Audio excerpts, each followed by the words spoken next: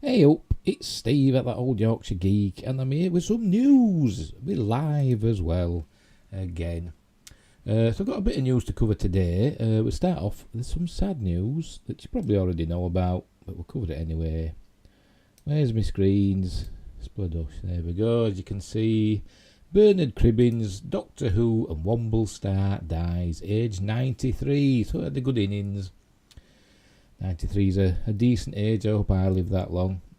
And there he is, the beloved English actor. I think he was English.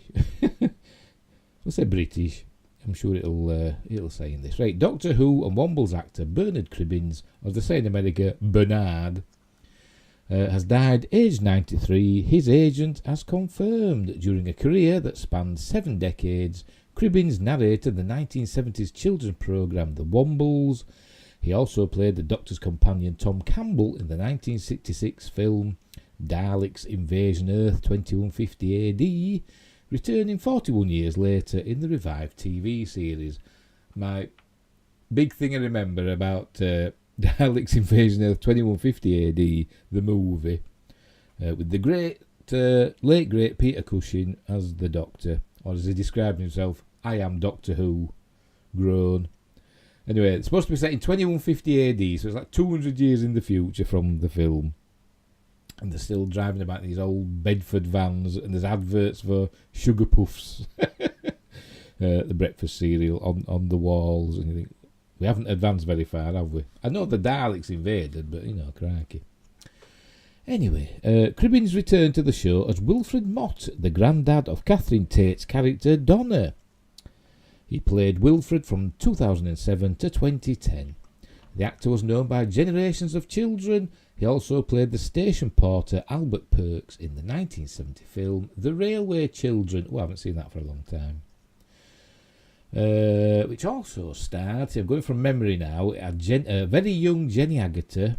I think it had Sally Thompson in as well, before she became famous in Man About the House, which was a 70s comedy series.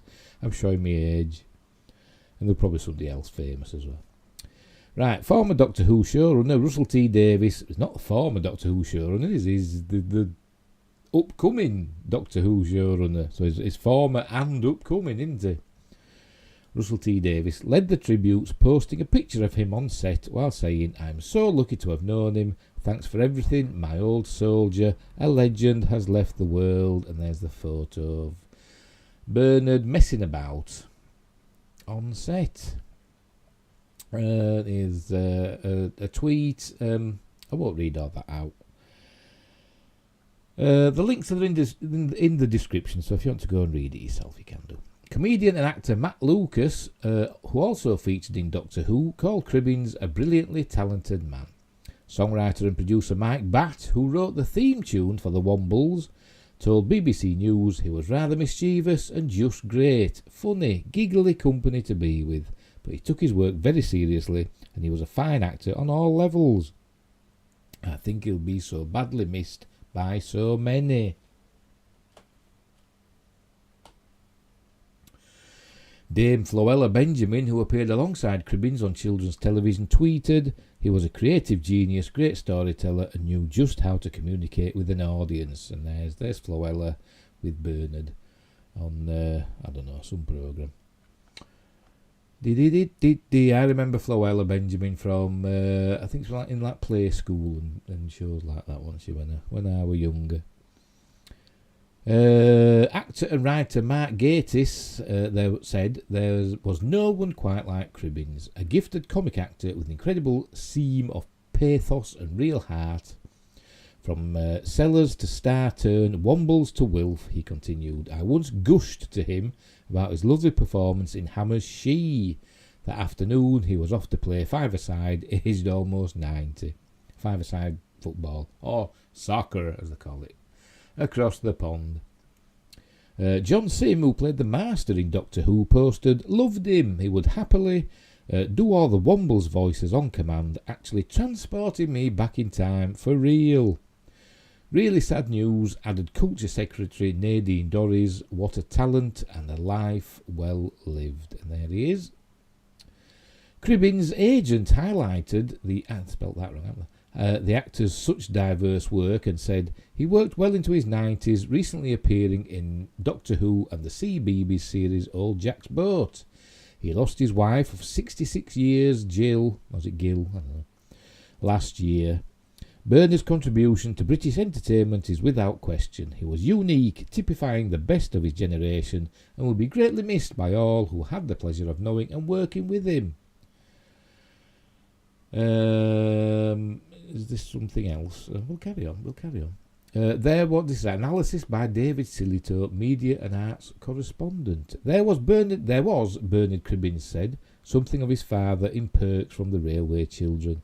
He was funny, hard-working, caring, loyal, and someone who could turn his hand to anything. Mr. Cribbins Sr. was also the person who inspired young Bernard to have a go at acting at school. I won't read all that. Tell you what, that's it. The link's in the description. So anyway, hats off to Bernard Cribbins. Rest in peace. You've had a good life.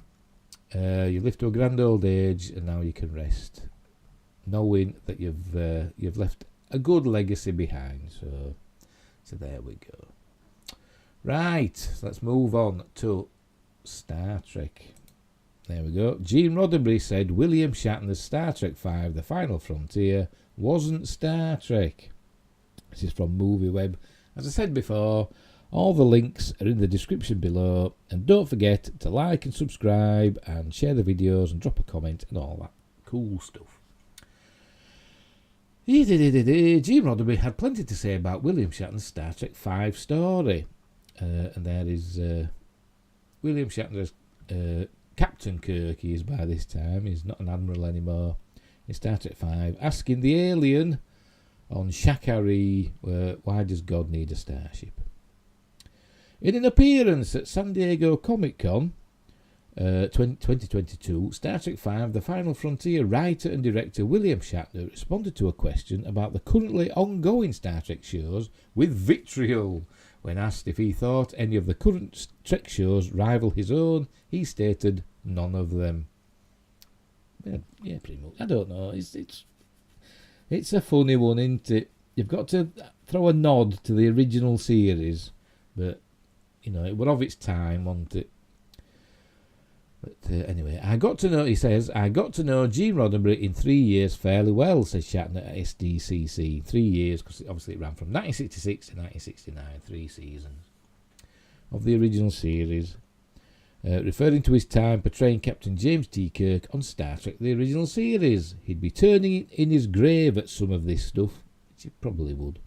But he'd be turning in his grave at some of the Berman-era Trek as well, like Deep Space Nine and probably some of the stuff in Enterprise.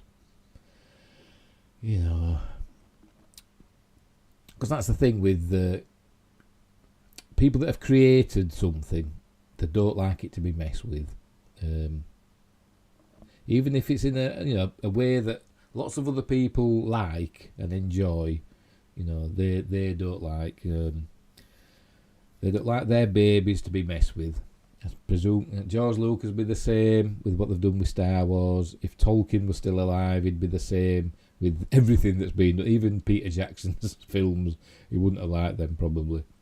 And he probably wouldn't like the upcoming Rings of Power on Amazon.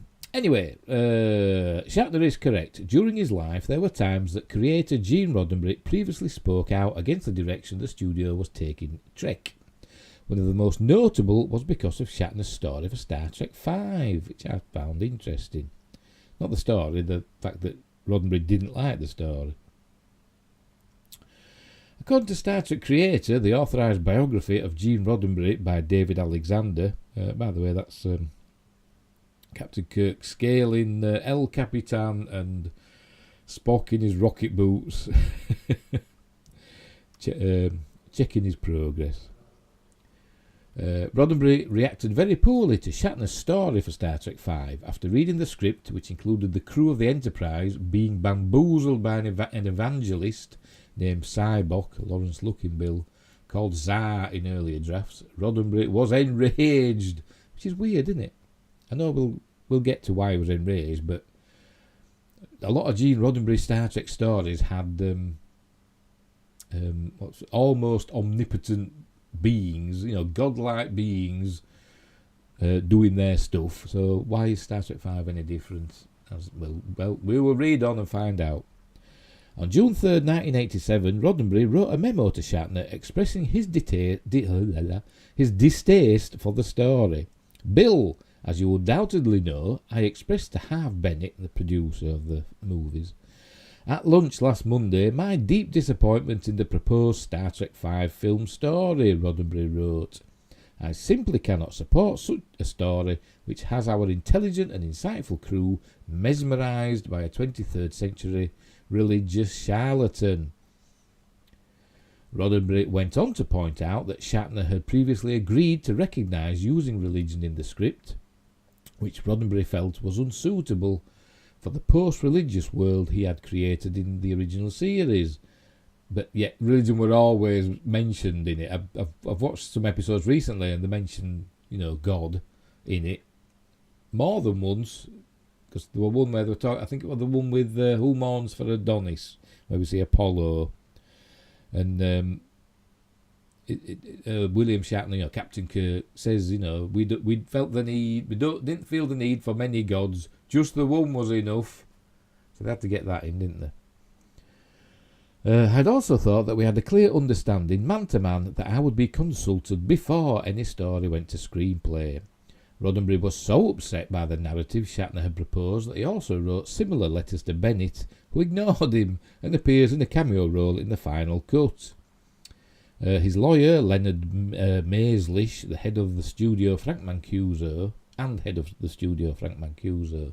In fact, Roddenberry was so incensed by the narrative direction Shatner had chosen that he also wrote to sci-fi literary legends Isaac Asimov and Arthur C. Clarke to enlist their help in discouraging the studio from making the film. Both authors sent letters agreeing with Roddenberry's position. Star Trek V wasn't Star Trek. Oh, that's it. But it was no less Star Trek than a lot of what we saw in the original series.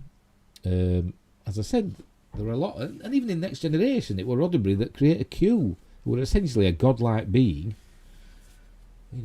He could do anything.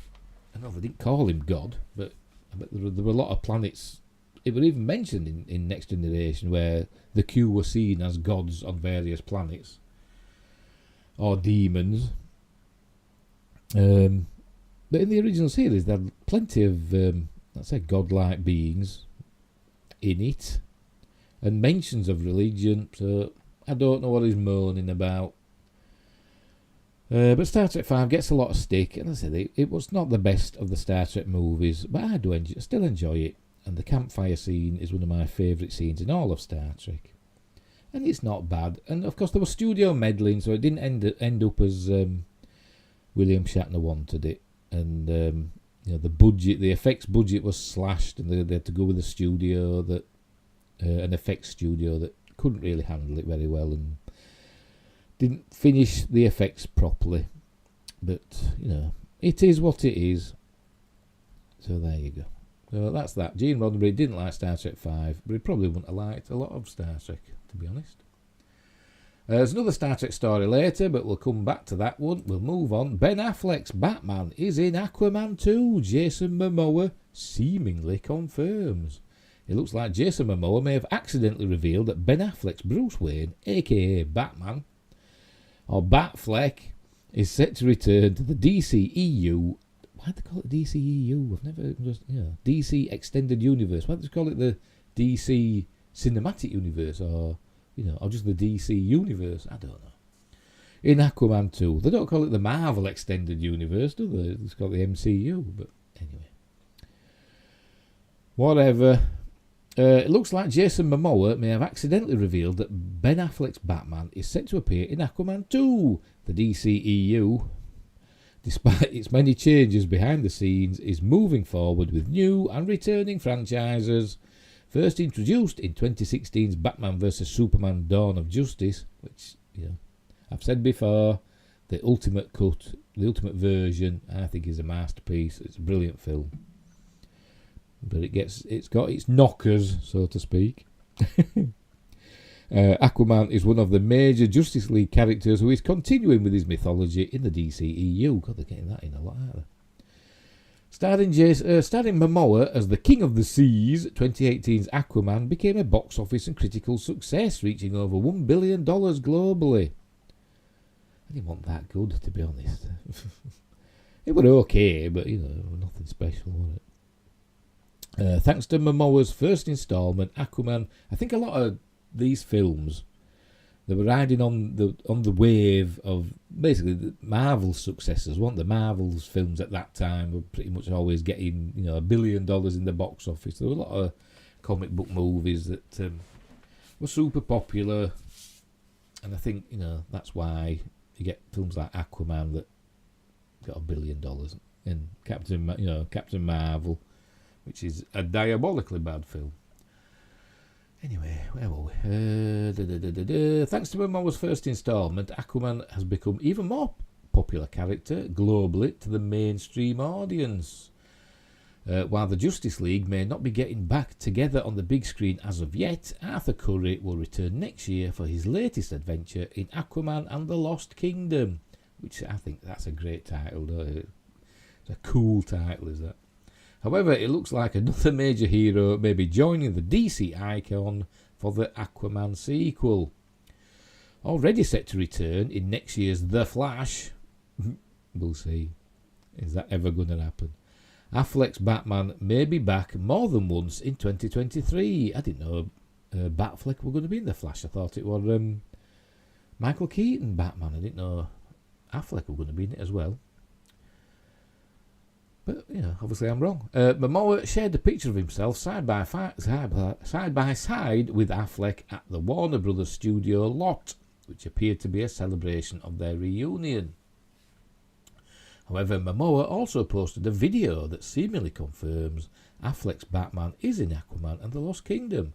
It looks like a tour group at the Warner Brothers lot spotted Affleck and Momoa on set together, prompting Momoa to outright reveal his co-star's presence. Well, we tried to keep it a secret, Momoa says in the video.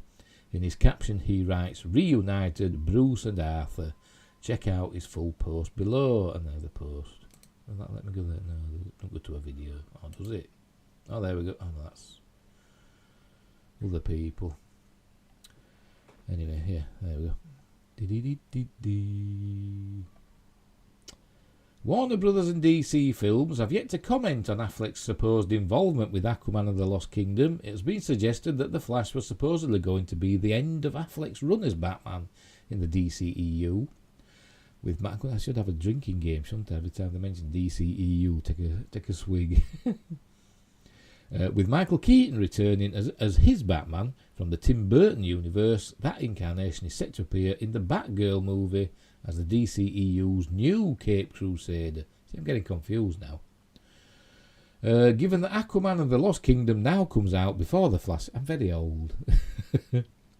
It's possible the film will set something up, for Affleck's Batman that gets followed up in the subsequent movie. But that is pure speculation at this point. While this is a surprise to say the least, seeing Affleck's Batman back for Aquaman and the Lost Kingdom will be intriguing. Should this be what Momoa is actually confirming in his post? With all the changes that are going on at Warner Brothers Discovery following the merger, it wouldn't be shocking if perhaps Affleck's time as Batman isn't entirely over after The Flash, despite Keaton's future. But until more is revealed, time will tell what Affleck's Batman will do in Aquaman and the Lost Kingdom when it hits theatres next year. And that's that. So, very good. Very good. Hope he is in it. Will he be underwater? Will he be like a bat sub? That'd be cool, wouldn't it? That'd be cool. Right, next. Tomb Raider. But it's not appearing. Let's give it a second. Let's give it a second, see if it pops up. They do this sometimes, these pages. They go blank, and then you get to give them a second. And there we go. Right, Tomb Raider movie sequel is reportedly dead, and a complete reboot is planned. It wasn't very good, though, was it, to be honest? The one with her in it, Alicia Vikander. It was basically a version of the Tomb Raider reboot game, wasn't it? And it was quite a good, version of it. But I don't think Alicia Vikander made a very good Lara Croft. that's just me. Right, anyway, so let's read it. The Tomb Raider movie sequel starring Alicia Vikander as video game icon Lara Croft is no more. Plans for a follow-up to the 2018 reboot, set to be directed by Lovecraft Country's Misha Green after Free Fire's Ben Wheatley left the position, were not greenlit by MGM before its May deadline. Oh, could this be to do with the Amazon buyout? Anyway, according to the Wrap, that means the studio has now lost the movie rights to Tomb Raider, with Alicia Vikander also departing the property. A complete reboot is now reportedly planned, with multiple movie studios set to engage in a frenzied bidding war for the popular franchise. Is it going to be frenzied, is it? Tomb Raider began life on PlayStation in 1996, spawning multiple sequels and spin-offs, before first being adapted for the big screen in the 2001 actioner starring Angelina Jolie as Lara Croft, and I really enjoyed that film. 2003 sequel The Cradle of Life was also released to a mixed reception. It was okay, but I did like the original. It wasn't perfect, but it had its moments. No director, writers or actors have been attached to any potential reboot. Whoever wins the rights to Tomb Raider, though, will be buoyed by the recent success of video game adaptations Uncharted, starring Tom Holland, and Sonic the Hedgehog 2, both grossed over $400 million at the worldwide box office. A separate Tomb Raider animated Netflix series, ooh, I didn't know about this, starring Hayley Atwell, who would be a very good on-screen Lara. I mean, she's got the attributes for it, hasn't she? It's still in the works. Ooh, I'm excited now. Tomb Raider's video game future is also in similarly uncharted, forget the pun, if promising territory. Embracer Group has recently purchased the Tomb Raider IP, among others, in a $300 million deal that also sees developers Crystal Dynamics and Eidos Montreal joining the company. All right. Discover what else made the successful leap from consoles to blah blah blah in that link. Right, very good. So yeah, that's interesting. I say I'm a Tomb Raider fan. I love the original game, and I love Tomb Raider 2. I want a fan of them after that. But I like Tomb Raider Legend and that trilogy. What was it? Tomb Raider Legend, Tomb Raider Anniversary. I didn't like that one. And Tomb Raider Underworld, I like that. And I like the new ones, the reboot ones. Tomb Raider, Rise of the Tomb Raider, and the other one, Shadow of the Tomb Raider. I enjoyed them as well. Even though they're all more or less the same game. Just, tweaked. But they were fun. So there you go. Tomb Raider's movie rights. It's going to be a bidding war for them. But what will they do?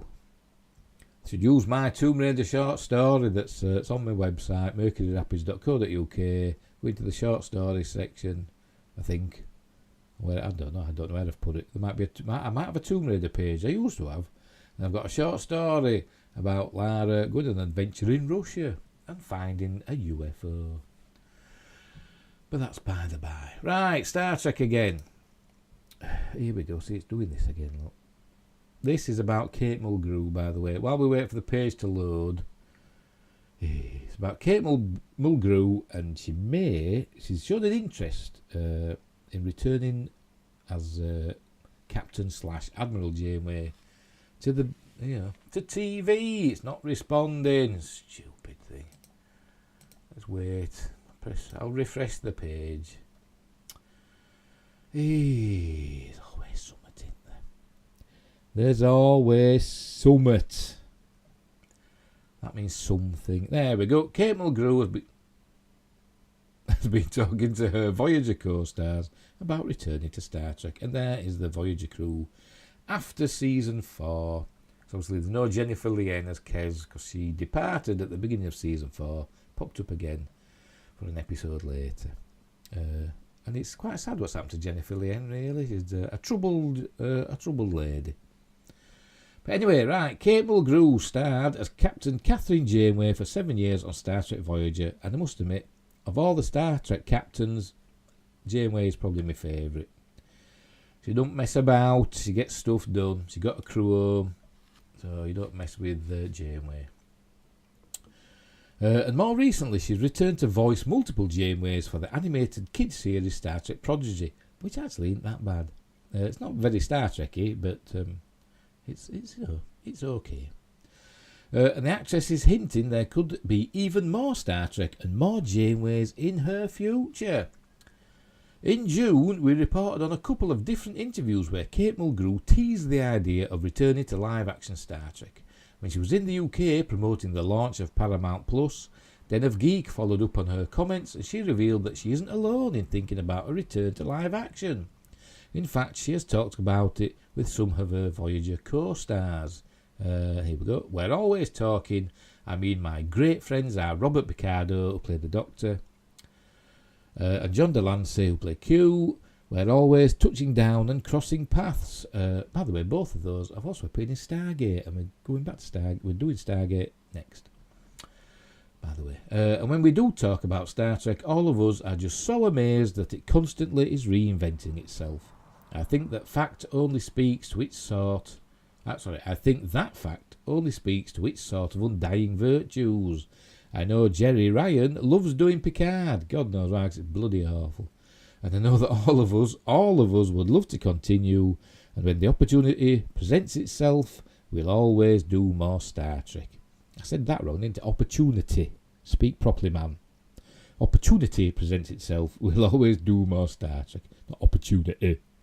God, such a commoner. After wrapping up 7 years on Star Trek Voyager as Captain Catherine Janeway in 2001, Mulgrew returned as Admiral Janeway for the 2002 film Star Trek Nemesis. Since that time, she expressed scepticism about playing Janeway in live action again, telling Trek Movie in 2019 she was surprised Patrick Stewart had decided to return for Star Trek Picard, adding, I don't know what to say about Janeway. 7 years is a long time to play a character. I'm not sure that she would enjoy resuscitation. It does appear that the launch of Picard has changed her tune. Probably, the money that they get for it. She now seems to be thinking about what comes next. Last month she teased that she was looking at it with new eyes, speculating about how after Picard wraps up, who knows what will happen to Janeway in the future. Wow, what's that going? Well, yeah. That mean? No, that don't mean that she's going to pop up in Picard, does it? That'd be cool. I mean, she should do, because 7's in it, isn't she? 7 of 9's in Picard, so why can't 7 put a call through to Janeway for some reason? Anyway, of course, Kate Mulgrew has already returned as Janeway for the animated series Star Trek Prodigy. She was introduced at the beginning of the season as Hologram Janeway, the emergency training hologram of the USS Protostar, a horrible name for a starship. And in episode 10 she voiced Admiral Janeway again, who will play a key role in the second half of the first season, which debuts later this year. Den of Geek also asked her about this, resulting in the following interesting exchange. You're back as Admiral Janeway in Star Trek Prodigy. It's been 20 years since you've played Admiral Janeway in Star Trek Nemesis.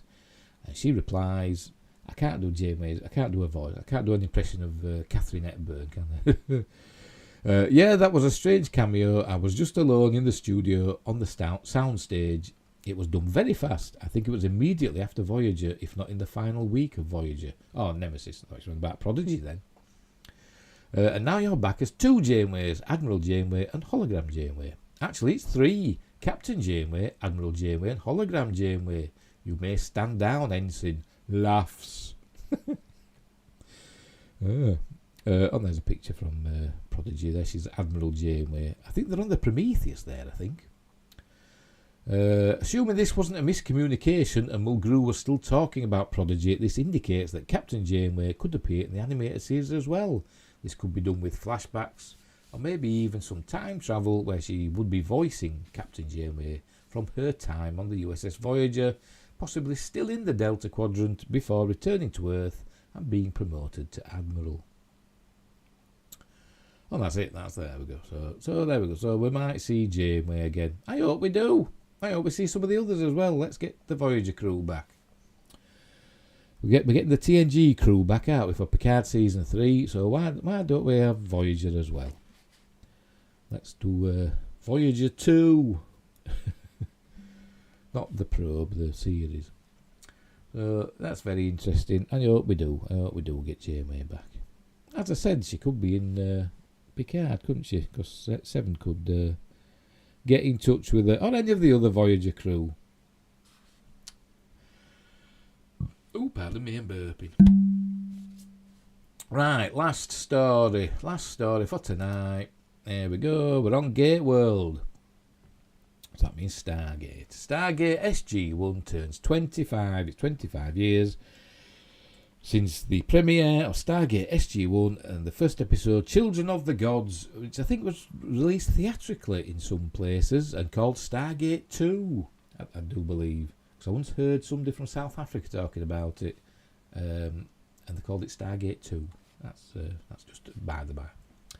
Looking back at 10 years of sci-fi greatness, an unexpected TV spin-off of a box office sleeper hit helped to create a new renaissance in science fiction on cable television.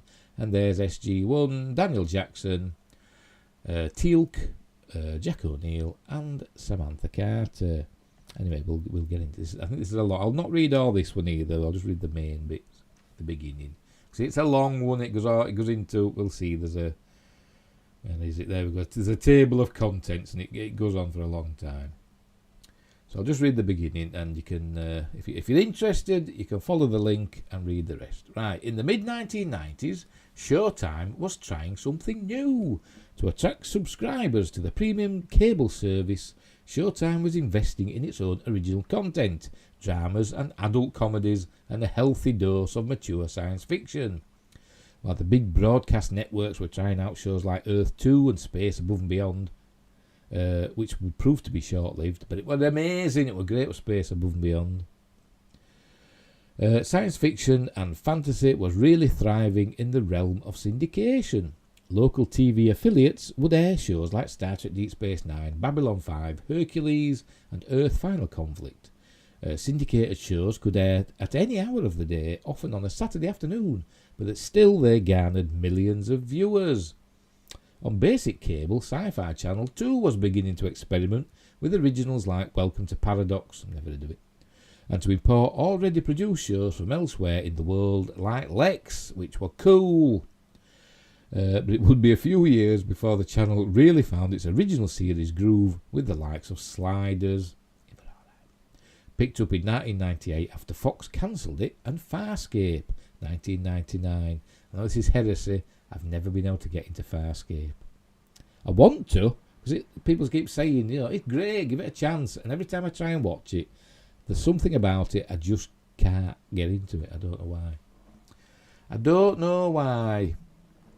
I just lose interest in it, and it's weird, isn't it? It's weird, isn't it? Some shows are like that. Some shows and films are like that. People say they're amazing, and you try and watch them, and you want to enjoy them, but you just lose interest, and your mind wanders, and you think, I'm not enjoying this, so you just stop watching it.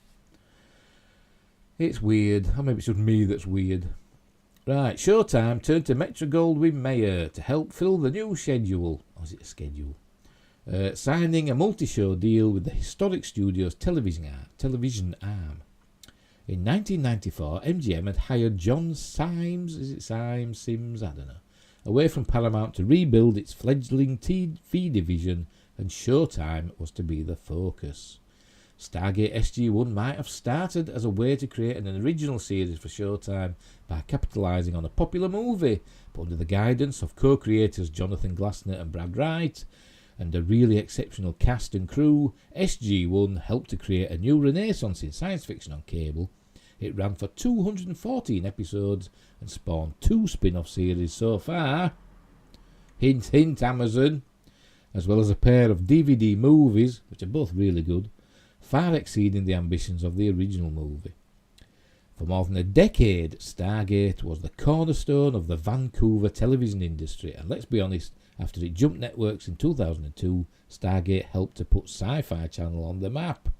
In celebration of today's 25th anniversary of the show's premiere, let's look back on the history that made Stargate SG-1 such a great show, how it weathered big challenges over 10 years in production, and why its legacy continues to endure with fans old and new.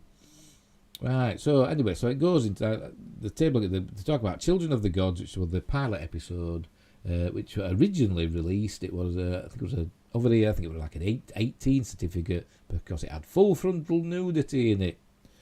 But it got re-edited later and that was taken out. And it also had Sam Carter's famous reproductive organs line that were taken out. And then what the New Lease on Life, Hitmaker, Sunset over Shire Mountain, One More Try, Stargate Matters. But that's it. It's a long article, so you'll not want to listen to me going through all this. Look, there you go. Goes on and on and on. So I'll read it myself, but you don't hear me. You can read it for yourself. The link is in the description. Let's look at the pictures. Let's look at the pictures. So I'll go back up.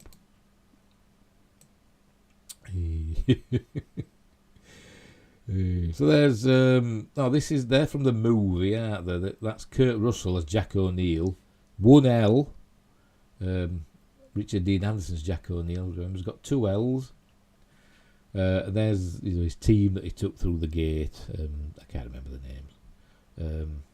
Was that Ferretti? The Ferretti one there and Kowalski. Who were played by Jay Ackervone, is that how you pronounce it, in the series. Ferretti were in it as well, but I don't know who he were played by.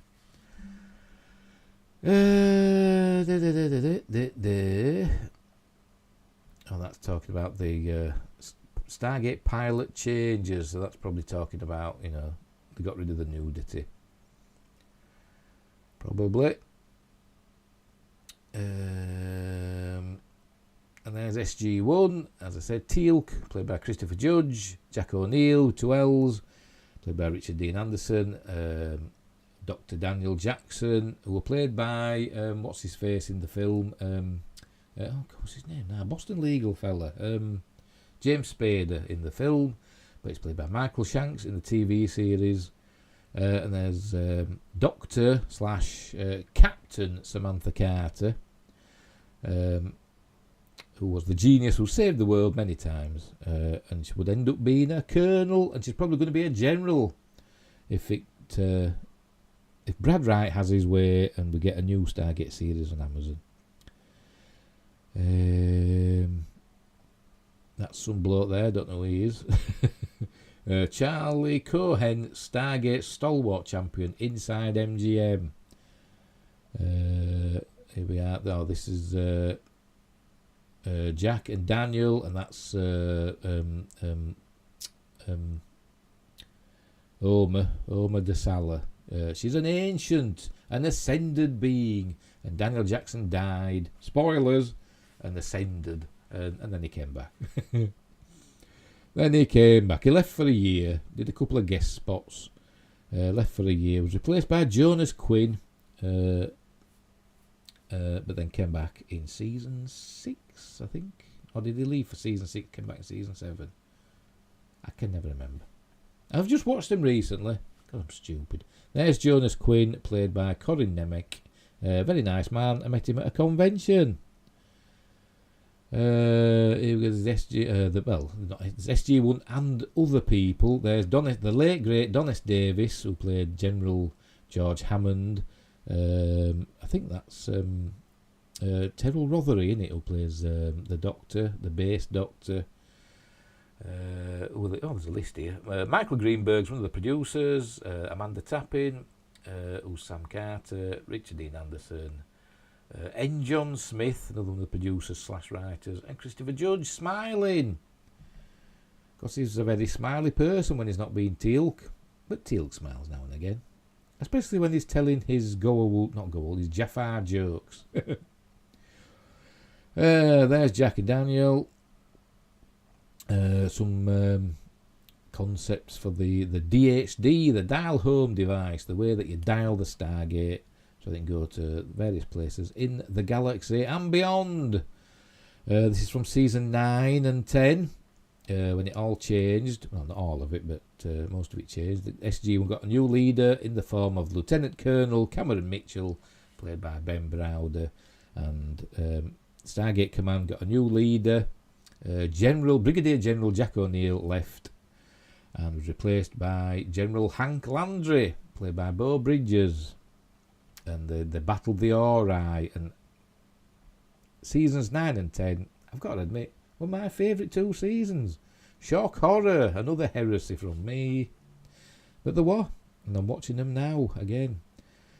They're also joined by Claudia Black as Vala Maldoran, who has a brilliant role. She joined SG1 eventually, but spent on lots of adventures. She's a great comedy, a comedy foil for a lot of the characters, and it's brilliant. That's her father. I forgot his name. It says there, Fred Willard. Yes, Fred Willard, of course it is. Who played Vala's father? I think that was just in a guest in an episode, and to be honest, it wasn't one of my favourite episodes. Bit of a script there. Cool. So,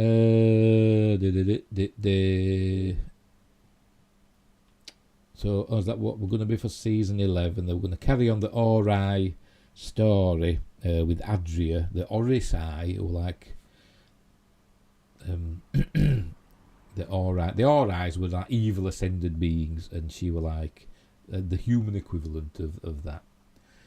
But they wrapped that up in the Stargate movie, Stargate: The Ark of Truth. They wrapped that Ori storyline up in that. That's a candid moment during the cast photo session for Stargate Continuum, which was the other movie which saw them travel. It was like a time travel film, but also about what happens when the timeline changes. You know, people disappear, things change, and it's done very well. And Daniel Jackson loses a leg. He does. There's Donis Davis and Amanda Tapping sharing an intimate moment. There's obviously a convention, a fan. I have. Well, if you saw me on Trek's show, the 25th anniversary show yesterday, day before, Wednesday, the 27th of July, I were in my Stargate costume, my uniform, my SG3, not that you could really tell, but I had my P90 with me. So, I'm a nerd. And there you go, that's it. We'll read the last bit. Some TV shows, perhaps a precious few, really matter. Stargate matters. And as I watch my kids lean into the world, so the writer of this, lean into the world created by Dean and Roland, Jonathan and Brad, they're currently watching season 7 and teaching themselves how to play the RPG together. Yeah, it's a tabletop game, isn't it? I've realised how much this show has shaped me as a person.